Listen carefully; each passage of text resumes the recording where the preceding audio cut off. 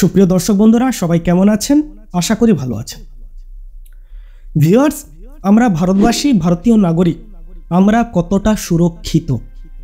কেন এই প্রশ্ন করলাম? যেখানে ভারতবর্ষের প্রায় 5 মিলিয়ন সেনাবাহিনী আর্মি আছে, যেখানে পরমাণু মিসাইল আছে, তারপরেও আজকের দিনে কেন এই প্রশ্ন উঠে আসছে যে আমরা ভারতবাসী কতটা আমরা সুরক্ষিত?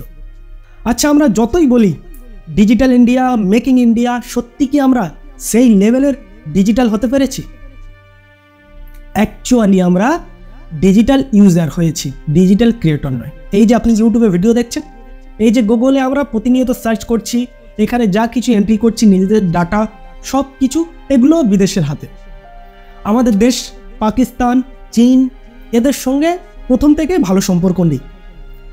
এদের সঙ্গে সম্পর্ক আমাদের শত্রু সম্পর্ক। অথচ আপনি দেখুন, ম্যাক্সিমাম ইলেকট্রনিক্স প্রোডাক্ট চায়না থেকে ইম্পোর্ট হচ্ছে, আর আমরা ভারতীয়রা সেই প্রোডাক্টগুলো ব্যবহার করছি। সবচেয়ে বড় কথা, এই যে মোবাইল, এই মোবাইল আপনি ম্যাক্সিমাম মোবাইলগুলোতে দেখবেন মেড ইন চায়না। সেই মোবাইলগুলো ওখানে ম্যানুফ্যাকচার হচ্ছে, এখানে ইম্পোর্ট হচ্ছে, আর আমরা এগুলোকে ব্যবহার করছি।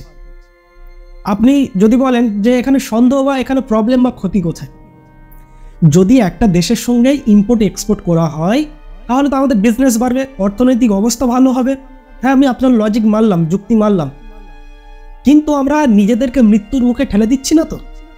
কারণ চায়না বা পাকিস্তানের সঙ্গে সম্পর্ক আগাগোড়াই ভালো না, প্রথম থেকেই ভালো না। ওদের সঙ্গে যুদ্ধ হয়েছে, এখনো টুকটাক ঝামেলা হয় সীমানা এলাকায়। তো কেন আজকে এই কথা বলছি আমি, কেন এই প্রশ্ন তুলেছি? গত 17 সেপ্টেম্বর 2024 মঙ্গলবার ইসরায়েল লেবাননে যে বিস্ফোরণ ঘটিয়েছে, সারা বিশ্ব দেখেছে। সেই ঘটনা থেকে আমাদের শিক্ষা নেওয়ার প্রয়োজন আছে। সারা পৃথিবী, সারা বিশ্ব আশ্চর্য হয়ে গেছে। বলিউড, হলিউড সিনেমার কনসেপ্ট ফেল, যে টেকনোলজি এতটা আগিয়ে গিয়েছে। লেবাননের অলিতে গলিতে, বাজারে, বাড়িতে, অফিসে, যেখানে সেখানে বিস্ফোরণ হচ্ছে।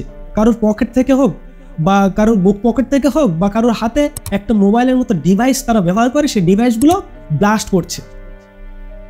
কমপক্ষে জানা যায় যে 9 থেকে 10 জন মানুষ মারা যায় এবং বিভৎসভাবে, ক্ষতবিক্ষতভাবে আহত হয়েছে 30 থেকে 35 হাজার মানুষ।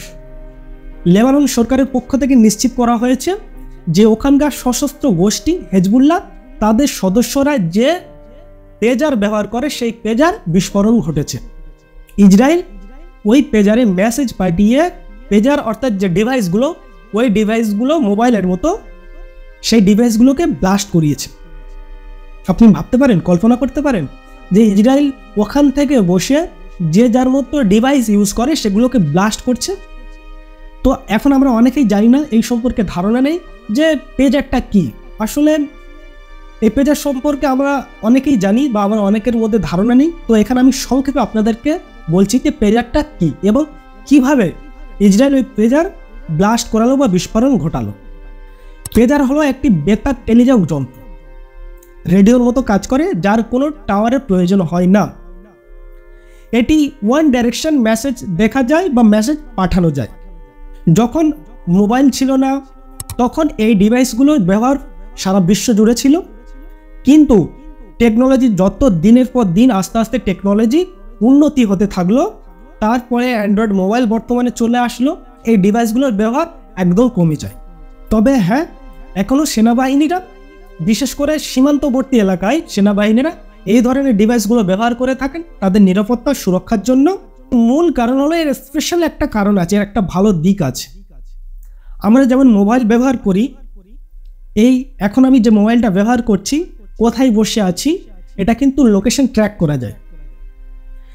কিন্তু ওই যে পেজার যে ডিভাইস, ওই ডিভাইসের লোকেশন ট্র্যাক করা যায় না। কেউ যদি মেসেজ দেখে বা মেসেজ পাঠায়, ওই ডিভাইসগুলো কোথা থেকে ব্যবহার করছে, কোথায় অন আছে, এই লোকেশনটা ট্র্যাক কেউ করতে পারে না। এই জন্য বিশেষ করে সেনাবাহিনী হোক বা তৎকালীন সময় হোক, এই ডিভাইসগুলো প্রচুর ব্যবহার হতো। তো হেজবুল্লাহর সঙ্গে ইসরায়েলের সঙ্গে দীর্ঘদিন ধরে তাদের মধ্যে একটা ঝামেলা চলছে, সবসময় তো লেগেই আছে, আমরা নিউজে দেখি। এখন ইসরায়েল কয়েকজন হেজবুল্লাহ টপ কমান্ডোকে ড্রোন হামলা করে হত্যা করে। তো হেজবুল্লাহ তারা তদন্ত করে জানতে পারে তাদের কমান্ডাররা যে মোবাইল ব্যবহার করত সেই মোবাইলের লোকেশন ট্র্যাক করে নেয় ইসরায়েল, তারপরে লোকেশন ট্র্যাক করে ড্রোন হামলা করে হত্যা করে। এরপর হেজবুল্লাহ তারা অ্যাডভাইস জারি করলো তারা কোনো রকম এই মোবাইল ডিভাইস ব্যবহার করবে না, তার পরিবর্তে প্রত্যেকটি মেম্বার হেজবুল্লাহর তারা পেজার ইউজ করবে।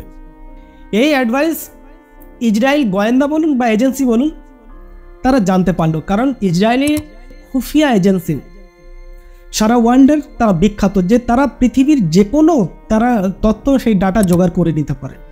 এখন যে হেজবুল্লাহ অ্যাডভাইস জারি করলো যে তারা ব্যবহার করবে পেজার, ইসরায়েল মাথা লাগালো যে ওই পেজারে তাদের ভিতরে ঢুকতে হবে। তো লেবানন এই পেজার কন্ট্রাক্ট দিল, পেজার বানানোর জন্য কন্ট্রাক্ট দিল তাইয়ানকে, প্রায় 3000 পেজারের কন্ট্রাক্ট দিল। এখন তাইয়ানের কোম্পানি অ্যাপোলো গোল্ড সে আবার কি করলো, ইউরোপে হাঙ্গারিকে লাইসেন্স দিল এই পেজার বানানোর। বাস এখানেই খেলে দিয়েছে ইসরায়েল। যেহেতু তাইয়ানে এবং ইসরায়েলের ডিস্টেন্স অনেক দূর, তাই তারা কারসাজি বা গোটা সহজে করতে পারেনি, কিন্তু হাঙ্গারি আর ইসরায়েলের দূরত্ব তাইয়ানের থেকে অনেক কম। ইসরায়েলি এজেন্সি তারা এখানে গেমটা খেলে দিল, যেখানে ম্যানুফ্যাকচার হলো সেখানে এই ডিভাইসে এমন কারসাজি করে দিল যাতে তারা ট্র্যাক করতে পারে এবং কন্ট্রোল করতে পারে এই ডিভাইসগুলো। তারপরে ওখান থেকে হাঙ্গারি থেকে লেবাননের সেই প্রোডাক্টগুলো এক্সপোর্ট হলো। তো 17 তারিখ ঘটনা যে বিস্ফোরণ হলো, সেই ঘটনার পর থেকে জানা যায় যে ওই পেজারের যেহেতু ব্যাটারি চালিত, ওই পেজারের পাশে ছোট্ট একটা ডিভাইস সফটওয়্যার লাগিয়ে দিয়েছে এবং ডেঞ্জারাস বিস্ফোরক ওখানে অ্যাটাচ করেছে বা ইনক্লুড করেছে। তো যখন সমস্ত ডিভাইসগুলো একসঙ্গে অন হয়, ইসরায়েল তো যেহেতু ট্র্যাক করে নিয়েছে ডিভাইস বা সফটওয়্যার বসিয়ে দিয়েছে, এখন যে বিস্ফোরক ওর মধ্যে ইনক্লুড করে দিয়েছে, ইসরায়েল কি করলো, মেসেজ পাঠালো ওই যে সফটওয়্যার বা ছোট্ট ডিভাইস ওখানে ইনক্লুড করেছে সেখানে একটা বিপ বিপ করে আওয়াজ হতে শুরু করলো। সবাই কারণ পকেটে আছে ওই ডিভাইসগুলো, মোবাইলের মতো, তো কেউ বের করে হাতে দেখলো। তো ব্যাটারি যখন প্রচণ্ড তার নির্দিষ্ট তাপমাত্রার বেশি তাপমাত্রা হয়ে গেল, পাশে যে বিস্ফোরক বসিয়েছে সে তো খুব ডেঞ্জারাস খাতারনাক, সেই বিস্ফোরণ ঘটলো, ব্লাস্ট করলো ওই ডিভাইস। আপনি ভাবতে পারেন যে যার পকেটে ছিল সে কিভাবে তার বডিটা ব্লাস্ট করেছে, যার হাতে ছিল তার মুখের অবস্থা কি হয়েছে, যে পাশে ছিল তার কি অবস্থা হয়েছে। সারা বিশ্ব আশ্চর্য হয়ে গেছে যে ইসরায়েল সে তার ঘরে বসে লেবাননের যে সমস্ত মেম্বার হেজবুল্লাহর মেম্বারদের কিভাবে হত্যা করেছে। তো ভিউয়ার্স, সেখানে যা ঘটনা ঘটছে আমি একটা সাইড রাখছি, এখান থেকে আমাদের শিক্ষা নেওয়ার দরকার আছে যে আমরা এত যে চায়না প্রোডাক্ট ব্যবহার করছি অথচ চায়নার সঙ্গে আমাদের সম্পর্ক ভালো নেই। ইন ফিউচার যদি চায়না কিছু প্ল্যান করে থাকে, যদি কখনো দুই দেশের মধ্যে বড় সংঘর্ষ হয়, চায়না এই প্ল্যানটা যদি কাজে লাগায়, সেই জন্য ভাবার বিষয় আছে এখানে যে আমাদেরকে সতর্ক হতে হবে। আমাদের সরকার, কেন্দ্রীয় সরকারকে এই বিষয়ে পদক্ষেপ নেওয়ার দরকার আছে। অবশ্যই আপনি আপনার মতামত জানাবেন কমেন্ট বক্সে। সবাই ভালো থাকবেন, সুস্থ থাকবেন। ভিডিওটি সম্পূর্ণ দেখার জন্য